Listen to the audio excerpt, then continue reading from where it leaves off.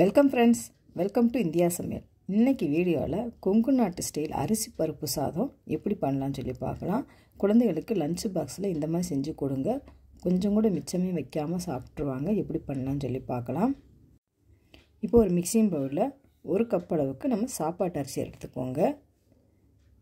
அதே கப்பில் 1/4 கப் அளவுக்கு துவரம் பருப்பு சேர்த்துக்கலாம். சேர்த்துட்டு கொஞ்ச நேரம் நல்லா ஊற வச்சுக்கோங்க. நல்லா வாஷ் பண்ணிவிட்டு நல்லா ஊற வச்சுக்கலாம். இப்போ தேவையான மசாலா ரெடி பண்ணிக்கலாம். இப்போ ஒரு மிக்ஸி ஜாரில் 10 பல் அளவுக்கு ஒரு பூண்டு எடுத்துக்கோங்க. 1/2 டீஸ்பூன் மல்லித்தூள்,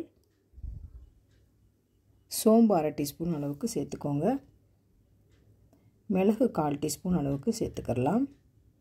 ஒரு பச்சை மிளகா, கொஞ்சமாக தண்ணி சேர்த்து இந்த மாதிரி அரைச்சி எடுத்துக்கோங்க. இப்போ ஒரு குக்கரில் 3 டீஸ்பூன் அளவுக்கு எண்ணெய் சேர்த்துக்கோங்க.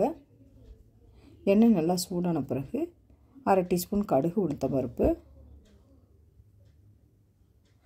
சீரகம் 1/2 டீஸ்பூன் அளவுக்கு சேர்த்துக்கலாம். ஒரு வரமிளகாய் சேர்த்துக்கோங்க. கொஞ்சமாக பெருங்காயத்தூள் ஆட் பண்ணிக்கலாம். சின்ன வெங்காயம் 100 கிராம் அளவுக்கு பொடியாக கட் பண்ணி சேர்த்துக்கோங்க. சின்ன வெங்காயம் நல்லா செவந்து வரணும். இப்போ இந்த அளவுக்கு நல்லா செவந்து வறுத்தாச்சு. அரைச்சி வச்சு அந்த பூண்டு பேஸ்ட்டை இதோடையே சேர்த்துக்கலாம். இப்போ பூண்டு பேஸ்ட்டை சேர்த்துட்டு பச்சை வாசனை போகிற அளவுக்கு நல்லா வதக்கிக்கோங்க. ஒரு மீடியம் தக்காளி, ஒரு தக்காளி சேர்த்துக்கோங்க. இப்போ சேர்த்துட்டு தக்காளி நல்லா மசிஞ்சு வர அளவுக்கு நல்லா வெந்து வரட்டும். இப்போ பார்த்திங்கன்னா தக்காளியும் நல்லா மசிஞ்சிருச்சு. இப்போ ஊற வச்சுருந்த அரிசியும் பருப்பையும் இதோடையே சேர்த்துக்கலாம். இப்போ சேர்த்துட்டு நல்லா கலந்து விட்டுக்கோங்க. ஒரு 30 செகண்டுக்கு நல்லா வறுத்து விட்டுக்கோங்க.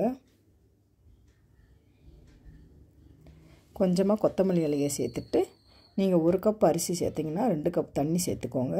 கொஞ்சமாக ஒரு 1/4 கப்பு சேர்த்துக்கிட்டிங்கன்னா சாதம் நல்லா ஜூஸியாக கிடைக்கும். உப்பு மிளகாத்தூள் பார்த்து சேர்த்துக்கோங்க. இப்போ பார்த்தீங்கன்னா நல்லா வெந்துருச்சு.